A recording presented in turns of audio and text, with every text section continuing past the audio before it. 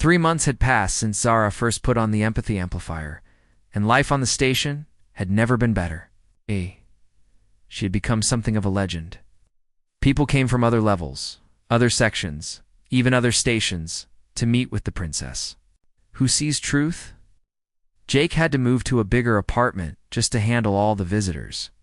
Zara now had a proper office where she could meet with people who needed her help. She had helped solve dozens of conflicts, prevented several crimes, and even helped the station's government avoid a major diplomatic incident. But on a quiet Tuesday morning, Jake was in the kitchen. Jake was in the kitchen making breakfast when he heard unfamiliar voices in the hallway outside their apartment. The voices were speaking in Luminari, which Jake had learned to recognize even though he couldn't understand it. "Zara," he called out. "I think someone's here to see you." Zara came out of her office, the empathy amplifier glowing softly on her head. As soon as she stepped into the main room, her expression changed. The color drained from her face, and she looked scared for the first time since Jake had known her. "They're here," she whispered. "Who's here?" Before Zara could answer, there was a firm knock on the door. Ow. Jake opened it to find 5 tall, glowing luminaries standing in the hallway. They were exactly like the pictures Jake had seen, beautiful, elegant, and radiating that famous inner light. Their leader was an older woman wearing elaborate robes that seemed to be made of starlight. "Princess Zara," the woman said in perfect English, "I am Ambassador Lyra of the Luminary Council. Ow. We have come to bring you home." Jake felt his heart sink. He had always known this day might come, but he had hoped it would be later, much later. "I don't want to go home," Zara said quietly, but her voice was steady. "You don't have a choice," Ambassador Lyra said. "Word of your ... abilities has reached the homeworld. The council has decided that you are too valuable to remain in exile." "Too valuable," Jake said, feeling anger rising in his chest. 3 months ago, you people sold her at an auction because you thought she was worthless." Ambassador Lyra looked at Jake like he was a bug she wanted to step on. "The council's previous decision was made without full information. We now understand that Princess Zara has gifts that could be useful to our people." "Useful how?" Zara asked. "There are conflicts on the homeworld that need resolution. Trade disputes with other species that require someone with your particular talents. The council believes you could serve your people well in these matters." Jake could see what was happening. The Luminari government had heard about Zara's success, and now wanted to use her for their own purposes. They didn't care about her as a person. They just wanted to use her abilities. "What if I refuse?" Zara asked. "Cannot refuse," Ambassador Lyra said. "You are a princess of the royal bloodline. You have duties to your people." "My people cast me out," Zara said, her voice getting stronger. "My own family was ashamed of me. I don't owe them anything." "That was a mistake," Ambassador Lyra admitted. "One that we are now prepared to correct. You will be given a palace, servants, anything you desire. All we ask is that you use your gifts to serve the greater good of the Luminari people." Jake watched Zara's face as she listened to this offer. With the empathy amplifier, she could probably sense exactly what these people were really thinking and feeling. And from the look on her face, she didn't like what she was sensing. "You don't want to correct any mistakes," Zara said quietly. "You want to control me? You want to use my abilities for your own benefit, and you're afraid that if you don't take me back now, I'll become too powerful for you to control later." Ambassador Lyra's perfect composure cracked slightly. "Your insights are impressive, Princess. All the more reason why you belong with your own people." "These are my people," Zara said, gesturing around the apartment. "Jake, Dr. Chen, the merchants and families and visitors who come to see me, they're the ones who accepted me when I had nothing. They're the ones who helped me become who I am." "You are being emotional, Ambassador," Lyra said dismissively. You "We'll pack your belongings and come with us. The transport leaves in 2 hours." "No." The word hung in the air like a challenge. Jake had never heard Zara sound so determined. "I beg your pardon?" Ambassador Lyra said. "I said no, I'm not going with you. Princess Zara, you are a citizen of the Luminary Empire. We have the legal right to bring you home." "Actually, Jake," said stepping forward, "you don't." Everyone turned to look at him. Jake's hands were shaking, but he continued talking. According to Galactic Council law, which the Luminary Empire signed, any being who has been legally sold and purchased is considered a free citizen of whatever station or planet they currently reside on. Zara is now a legal citizen of Nexus 7 Station. Ambassador Lyra's eyes flashed with anger. You bought her illegally. That transaction has no legal standing. The auction was legal under station law, Jake said. I have all the documentation. And since then, Zara has established residency here, has a job here, and has contributed to the community. She has every right to stay. This is ridiculous, Ambassador Lyra said. She is a princess. She's also a person, Jake said. And she gets to choose her own life. Ambassador Lyra turned back to Zara. Think about what you're giving up. Power, wealth, position. You could rule alongside the council. You could shape the future of our entire species. I'm already shaping the future, Zara said. I'm helping people understand each other. I'm solving conflicts and bringing peace. I'm doing exactly what the ancient texts said people like me were supposed to do. The ancient texts are just stories, Ambassador Lyra said dismissively. No, they're not, Zara said. Ow. They're the truth that your people forgot. You became so focused on physical beauty and material wealth that you forgot what really matters. Zara stood up and walked over to Jake. I choose to stay here. This is where I belong. Ambassador Lyra looked furious. You're making a mistake. Princess, this offer will not come again. Good, Zara said. I don't want it to. The Luminary delegation left, but not before Ambassador Lyra warned them that this wasn't over. Jake and Zara stood at the window, watching their ship disappear into the darkness of space. Are you sure you made the right choice? Jake asked. Absolutely sure, Zara said. Jake, with this device, I can see the truth about people. Those ambassadors didn't want to help me or honor me. They wanted to own me. What do you want to do now? Zara smiled. I want to keep helping people. I want to keep learning about different species and cultures, and I want to do it with you. It's with me. Jake, you saved my life, not just at the auction, but every day since then. You helped me become who I was meant to be. You showed me that my differences weren't flaws, they were gifts. Jake felt tears in his eyes. You saved my life too, Zara.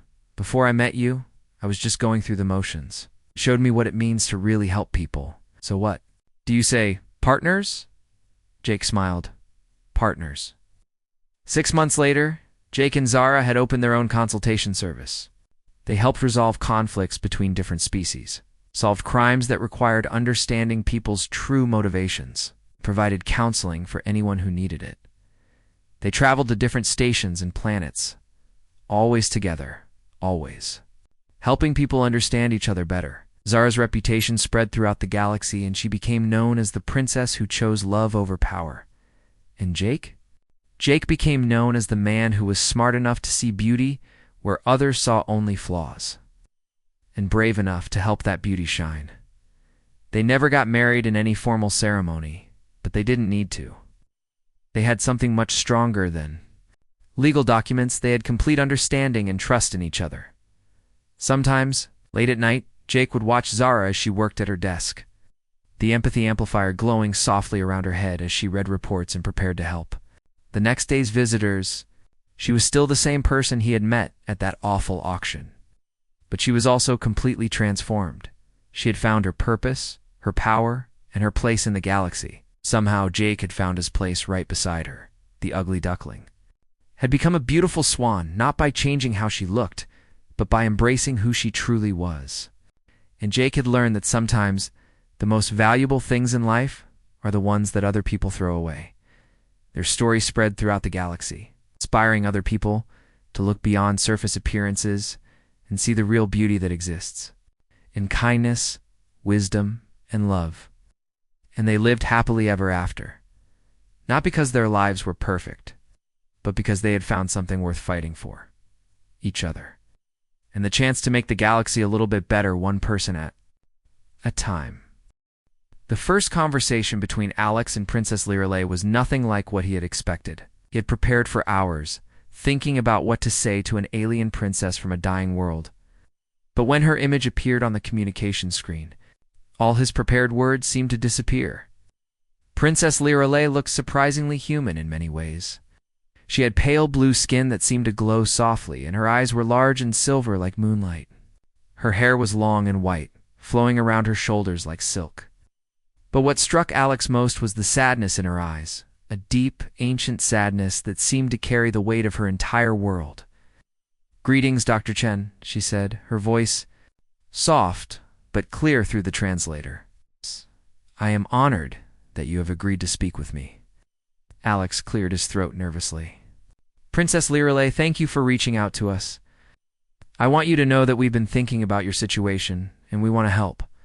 But we need to understand more about your people and your culture."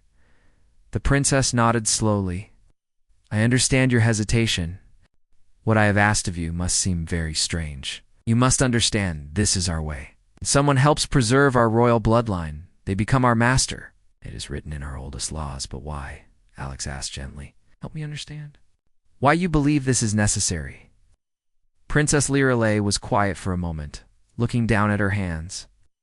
"On Zephyria, everything has its place and purpose.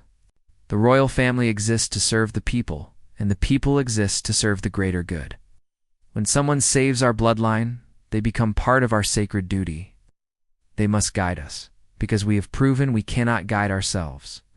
Alex felt his heart ache as he listened to her words. "Princess, what if I told you that on Earth we believe every person has value just because they exist? Not because of what they can do for others, but because of who they are." The princess looked confused. "I do not understand. How can someone have value without purpose, without duty?" Well, Alex said, searching for the right words. "Let me ask you something. Do you enjoy anything? Is there something that makes you happy just for yourself?" Princess Lirelei thought for a long moment. I used to enjoy painting. Before the radiation sickness made me too weak to hold a brush properly, I would paint the gardens of our palace, the way they looked before. The storms came. It's beautiful," Alex said with genuine warmth. "That painting, that joy you felt, that has value. Not because it served anyone else, but because it was yours. It was part of who you are." Over the following weeks, Alex and Princess Lirelei spoke regularly. Each conversation revealed more about their different worlds and ways of thinking. Alex learned that Zephyrian society was built on strict rules about who could do what, and when, and how. Everyone had their place, and stepping outside that place was considered dangerous. "But what about choice?" Alex asked during one of their talks. "What if someone wants to do something different with their life?" "Choice?" Princess Lirelei repeated the word as if it were foreign to her. "But if everyone chose differently, how would society function? How would we know what to do? We figure it out together," Alex explained.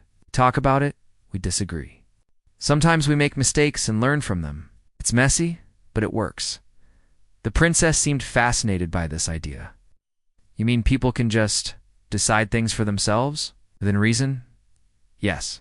As long as they don't hurt other people, humans are free to make their own choices about their lives." As their conversations continued, Alex began to see changes in the princess. She started asking questions about human society, about how they made decisions, about what it meant to be free. She was especially curious about how humans treated people who were sick or unable to walk. "On Zephyria," she explained, "those who cannot walk are considered blessed by the gods but cursed by fate. We are cared for, but we are also set apart. We cannot participate in normal life." "That must be very lonely," Alex said softly. "It is," she admitted. "I have servants who care for me, but I have no friends. No one speaks to me as an equal. You are the first person who has ever asked me what I want, rather than what I need." Alex felt a growing sense of protectiveness toward the princess. She was clearly intelligent and thoughtful, but her society had taught her to see herself as broken and worthless, except for her royal blood. He began to wonder what she might be capable of if she had the chance to see herself differently. Meanwhile, back on the ship, the crew was having intense discussions about the situation. Dr. Peterson was firmly against accepting any arrangement that resembled slavery, while Dr. Kim argued that they needed to respect alien culture, even if they didn't understand it. You can't just impose our values on them, Dr. Kim insisted. Maybe their way of doing things works for them. But she's clearly unhappy, Alex argued. In every conversation, I can see how much she's struggling with these restrictions her society has placed on her. Captain Rodriguez listened to both sides. The question is, do we have the right to change their culture? And if we do help them, how do we do it without compromising our own values? Dr. Peterson had an idea. What if we approach this differently? Instead of just accepting their offer, what if we try to understand if there are other ways to help them? Maybe we don't have to choose between letting them die and accepting slavery. Alex found himself thinking about this constantly. During his conversations with Princess Lirelei, he began to gently introduce different ideas about how societies could work. He told her about human history, about how people had fought for the right to make their own choices, about how societies could change and grow. Your people fought against their own rulers? Princess Lirelei asked, sounding shocked. Sometimes, yes. When those rulers were unfair or harmful. Change isn't always easy, but it's possible. But what if change makes things worse? Then you change again, Alex said simply. Keep trying until you find something that works better. The princess was quiet for a long time after that conversation. She spoke again. Her voice was different, stronger somehow. Dr. Chen, may I ask you something personal? Of course. If you were in my position, what would you do? Alex thought carefully before answering. I would try to find a way to save my people that didn't require giving up my freedom. I would look for a solution that honored both my duty to my people and my right to choose my own path. Do you think such a solution exists? I don't know, Alex admitted, but I think it's worth trying to find out. As their conversations continued, Alex began to see a transformation in Princess Lirelei. She started expressing opinions more freely, asking more questions about human society, and even occasionally disagreeing with things he said. It was as if she was slowly waking up from a long sleep. But he also knew that their time was running out. The princess had made it clear that her people were dying, and they needed an answer soon. The question was whether they could find a solution that would save the Zephyrian people without sacrificing the princess's dignity and freedom. The real test would come when they had to move beyond just talking and start taking action.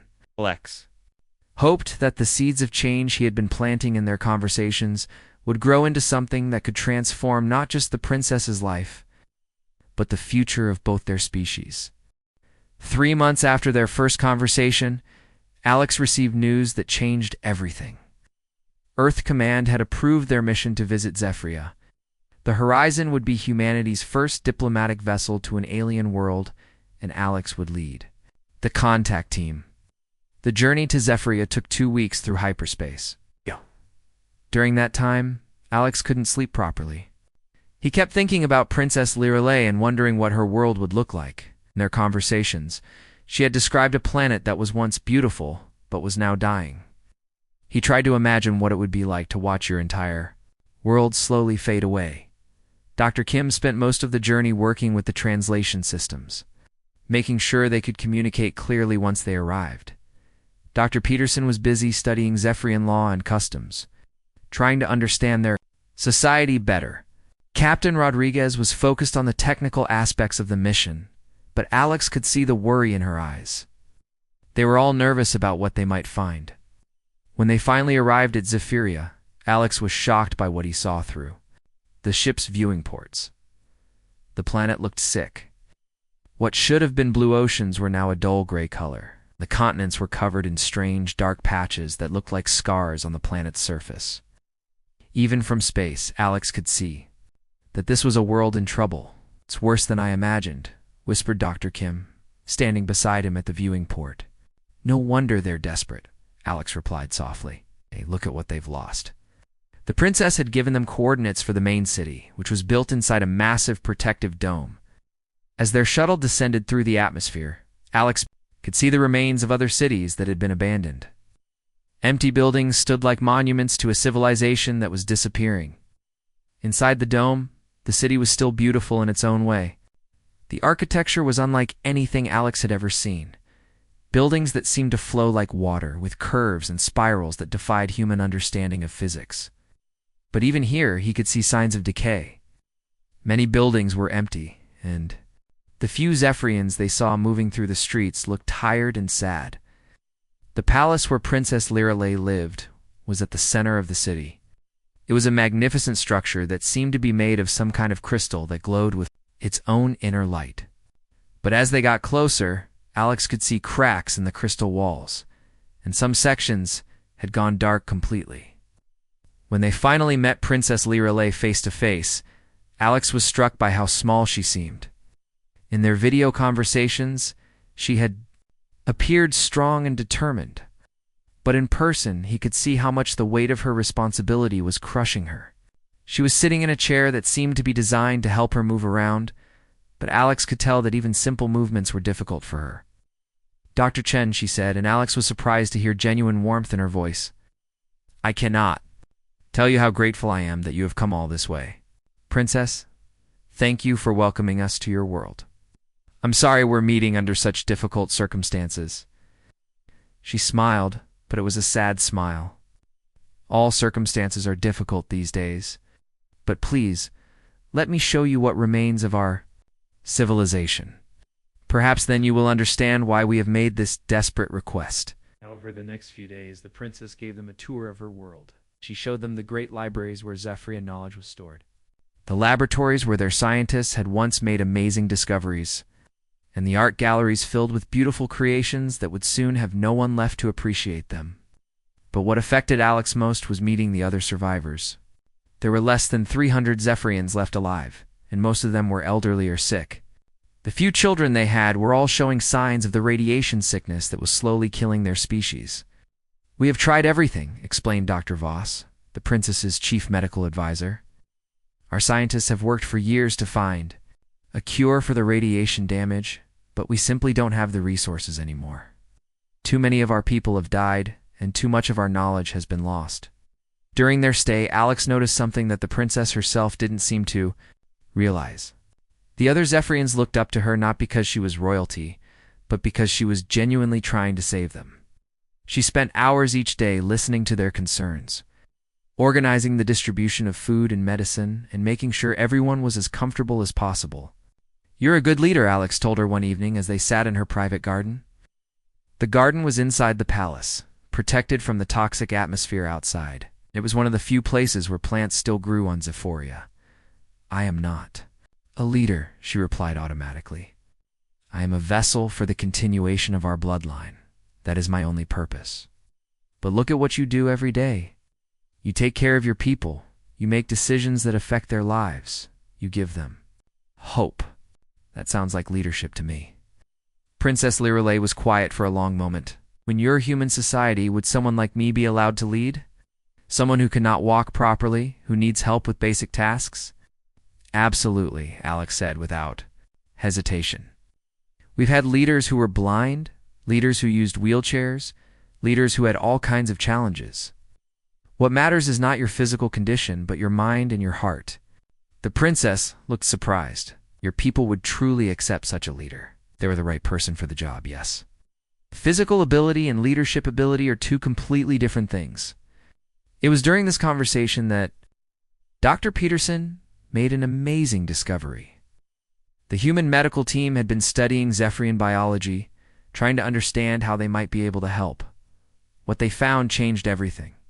"Alex, you need to see this," Dr. Peterson said, bursting into the garden where Alex and the princess were talking. "Our medical scanners have detected something incredible. The princess's condition isn't permanent." Princess Lirelei looked confused. "What do you mean?" "The radiation damage to your spinal cord. It's not like anything we've seen before. It's almost like the damaged tissue is waiting to be repaired. Our medical technology might be able to heal it." Alex felt his heart racing. "Are you saying she might be able to walk again?" "I'm saying it's possible. We need to do more tests, but the initial scans are very promising." The princess stared at Dr. Peterson as if she couldn't understand what he was saying. That cannot be true. I have been this way since I was a child. The radiation damaged me permanently. Your doctors did the best they could with the technology they had," Dr. Peterson explained gently. but human medical science has developed differently. We might be able to help you in ways your people never imagined, Alex. That night, Alex couldn't sleep. He kept thinking about what this discovery meant. If they could heal the princess's condition, would it change how she saw herself? Would it change how her people saw her? The next morning, Princess Lirelei asked to speak with him privately. She seemed different somehow, more alert, more alive than he had ever seen her. Dr. Chen, I've been thinking about what Dr. Peterson said. If it is true that I might be healed, then everything I have believed about myself might be wrong. What do you mean? I've always thought that my physical condition was a sign that I was meant to be a vessel, not a leader.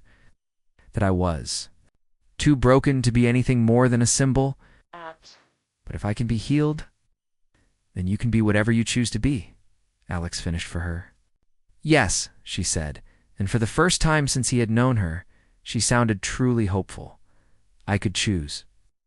Alex realized that this was the moment everything would change. The princess was beginning to understand that she had options, that her life could be different than what she had always been told.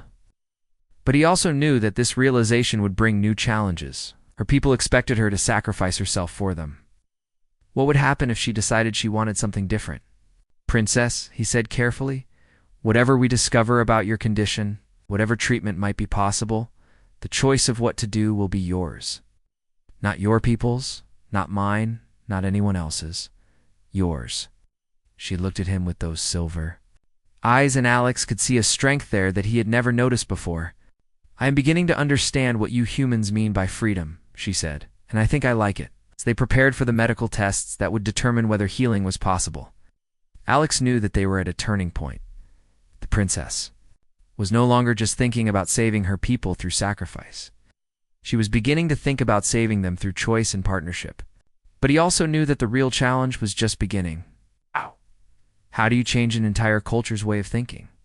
How do you convince a dying people that there might be a better way to survive than the one they had always known?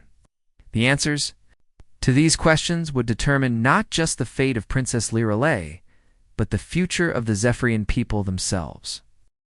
The medical treatment took place in the palace's ancient healing chamber, a room that had been used for royal ceremonies for thousands of years. Alex watched nervously as Dr. Peterson and his team prepared their equipment. Princess Lirelei lay on a table that seemed to be made of the same glowing crystal as the palace walls. Are you ready, Princess? Dr. Peterson asked gently.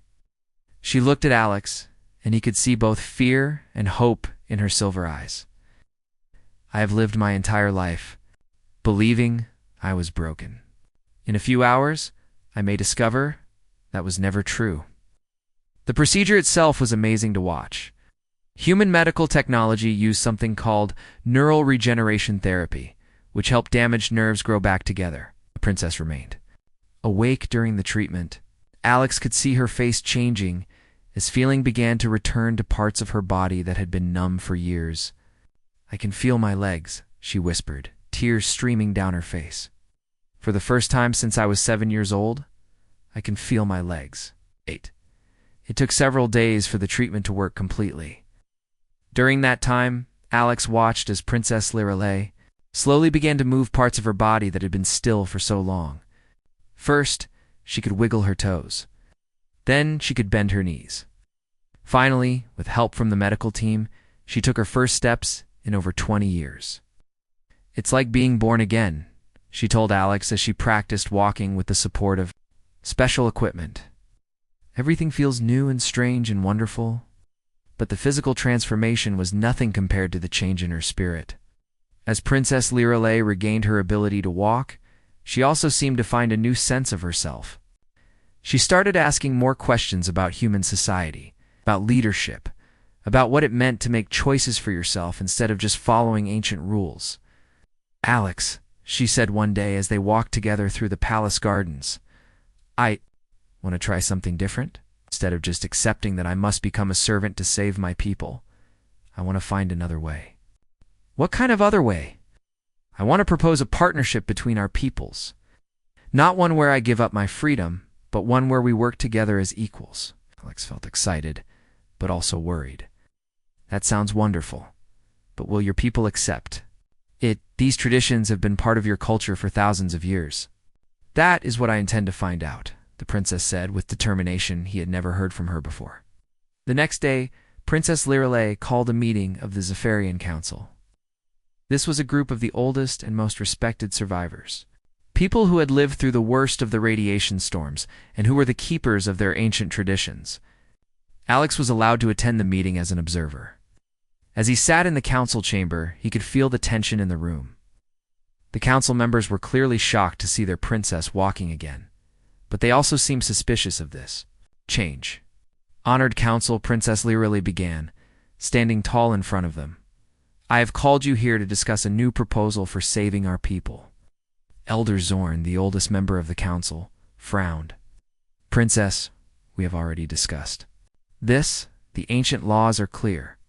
You must offer yourself in service to whoever helps continue our bloodline, but what if there is a better way? The princess asked. What if we could save our people without anyone becoming a servant? The laws exist for good reason, Elder, Zorn replied sternly. They have guided our people for generations. You cannot simply change them because you now have the ability to walk. I am not changing them because I can walk, Princess Lirelei said firmly. I am questioning them because I have learned that there are other ways to live, other ways to survive. The council erupted in angry voices. Some members accused the princess of being corrupted by human ideas. Others said she was abandoning her duty to her people. A few wondered if the medical treatment had somehow damaged her mind. Alex watched all this with growing concern. He could see how much courage it was taking for Princess Lirelei to stand up to these powerful people who had guided her entire life. But he also worried about what would happen if the council rejected her proposal completely. Silence, Princess commanded, and her voice carried an authority that Alex had never heard before.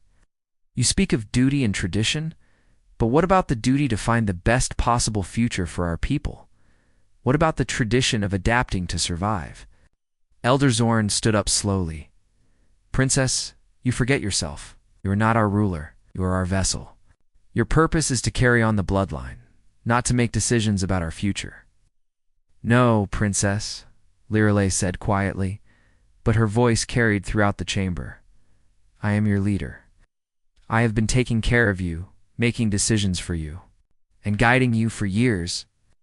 The only difference is that now I recognize what I have been doing. You dare to claim leadership, another council member shouted. You who could not even, double quotes, who could not walk? Finished. Is that what disqualifies me from leadership? My physical condition? It is a sign, Elder Zorn said firmly. A sign that you were meant to be protected and preserved, not to lead. Then what is this a sign of? Princess Lirelei asked, taking several steps toward the council table. Yeah. I can walk now. I can stand. I can move freely. What does your interpretation of signs say about that?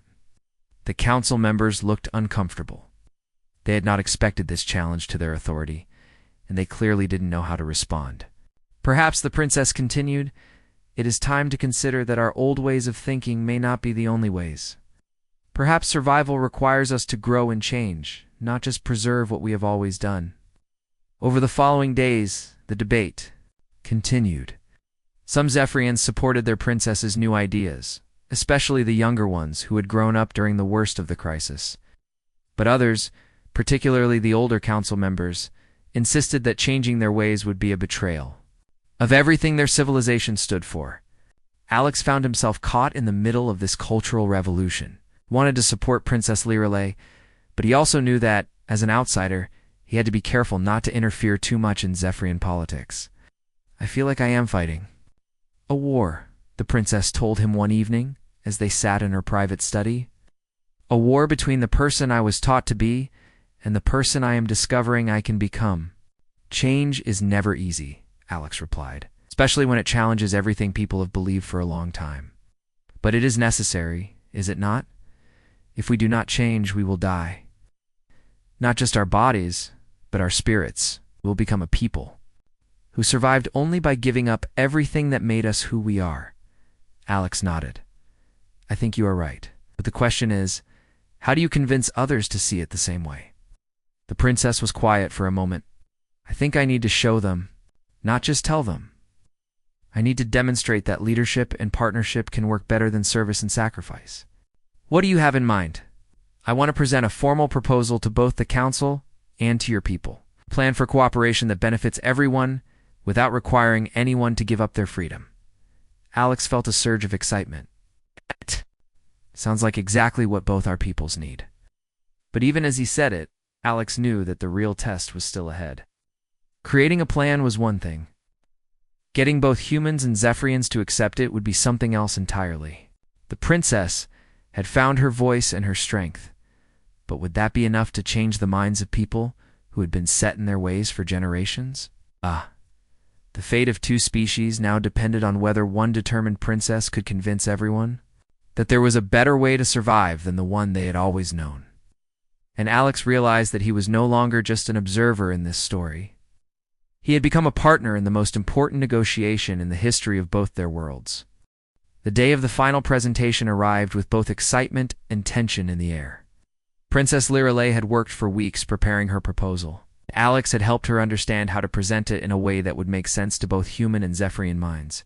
The great assembly hall of the palace had been prepared for this historic moment. On one side sat the Zephyrian Council and the remaining survivors of their species.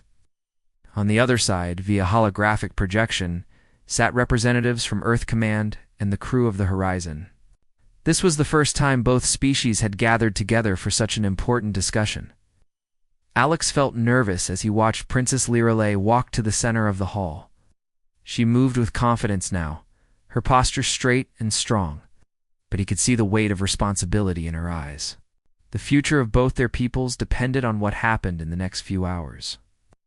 Honored friends from both Earth and Zephyria, the princess began, her voice carrying clearly through the hall. I stand before you today, not as a vessel or a servant, but as a leader who has learned that survival requires more than just preserving the past. It requires building a better future. Elder Zorn shifted uncomfortably in his seat, but he remained silent. I have spent months learning about human society, the princess continued, and I have discovered something amazing. When people work together as equals, when they respect each other's choices and value each other's contributions, it can accomplish things that seemed impossible. She gestured to the holographic displays around the hall, showing images of both Earth and Zephyria. Look at what we have both achieved. Humans have learned to heal damage that we thought was permanent. Zephyrians have survived disasters that would have destroyed most species. Imagine what we could accomplish together. Captain Rodriguez leaned forward from the human side of the assembly. Princess, what exactly are you proposing? I propose a true partnership, Princess Lirelei said firmly. Not one based on servitude or sacrifice, but one based on mutual respect and shared goals. Instead of trying to save my people through ancient traditions that require giving up freedom, I want to save them by creating something new. The hall buzzed with whispered conversations. This was not what anyone had expected to hear. One proposed that we establish a joint colony, the princess continued. A place where both humans and Zephyrians can live and work together, where our children can grow up learning from both cultures, where survival comes not from desperation, but from cooperation. Elder Zorn stood up slowly. Princess, this is madness. You are abandoning everything our people have ever believed in. No, Princess Lirelei replied calmly. I am evolving what our people believe in. The core of our beliefs has always been about preserving life and protecting our people. I am simply proposing a new way to do that. But the ancient laws were written for a different time, the princess interrupted. When they were written, we were a strong people living on a healthy world. Now we are a dying people on a dying world. Perhaps it is time for new laws. Dr. Peterson spoke up from the human delegation. Princess, this sounds like a wonderful idea in theory. But how would it work in practice? How would we handle the differences between our species? By learning from each other, Princess Lirelei replied. Humans have shown me that physical challenges do not determine a person's worth. Zephyrians can teach humans about long-term planning and deep cultural traditions. Together we can create something better than either of us could achieve alone. Alex watched as the princess answered question after question, her confidence growing with each response. She had clearly thought through every aspect of her proposal, but he could also see the resistance on the faces of some of the council members. "What about the bloodline?" asked Elder Zorn. "How do you propose to continue the royal line without the traditional ceremonies?" "The same way humans continue their families," Princess Lirelei answered. "Grow, through choice, partnership, and love, not through duty or service." The room fell silent. This was the heart of the matter. Whether the Zephyrians could accept a completely different way of thinking about family and tradition. "You speak of choice," Elder Zorn said slowly. "What if you choose wrong? What if this partnership fails? What if the humans abandon us when we are no longer useful to them?" Alex felt compelled to speak up. "Elder Zorn, if I may address your concerns, human partnerships are not perfect. We make mistakes, we disagree, we sometimes fail, but we also forgive. We learn, and we try again. That is what makes us stronger. And what guarantee do we have that this partnership will last?" another council member asked. "The same guarantee that any relationship has," Princess Lirelei replied. "It's a guarantee that comes from both sides choosing to make it work day after day, year after year." The debate continued for hours. Slowly, Alex began to see minds changing.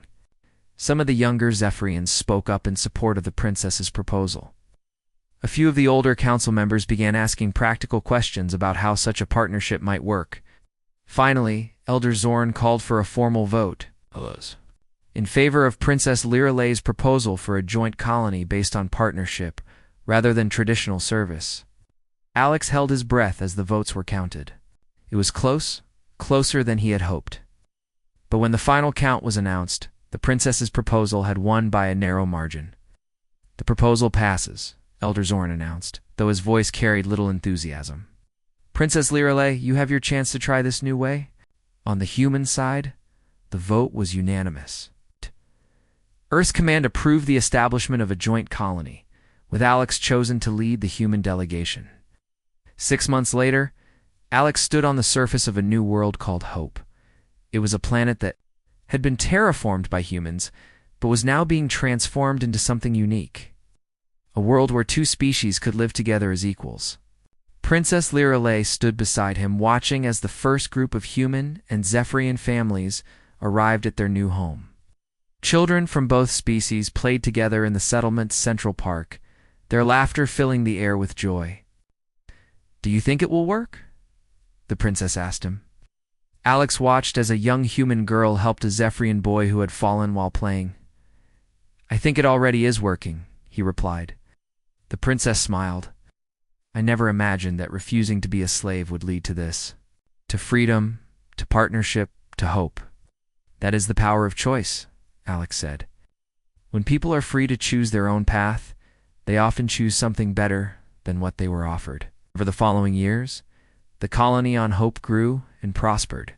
The hybrid children born there were healthy and strong, carrying the best traits of both species. But more importantly, they grew up understanding that worth came from who you were, not what you were expected to be. Princess Lirelei, now simply called Lirelei by most people, became the colony's first elected leader.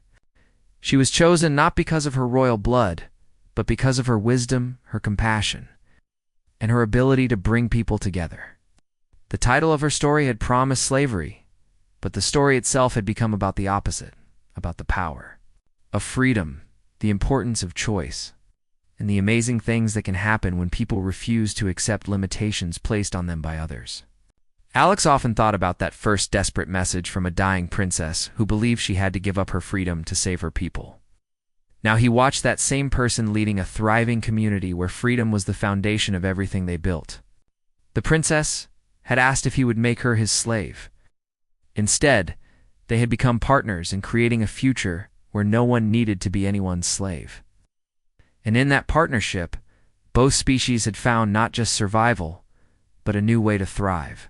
As he watched the sun set over their new world, Alex realized that sometimes the most important journeys are not the ones that take you to distant planets, but the ones that help you discover what you are truly capable of becoming. And sometimes, the most powerful thing you can do is simply show someone else that they have the right to choose their own destiny. The story that began with desperation and servitude had become a story of hope, partnership, and the endless possibilities that open up when people are free to write their own future.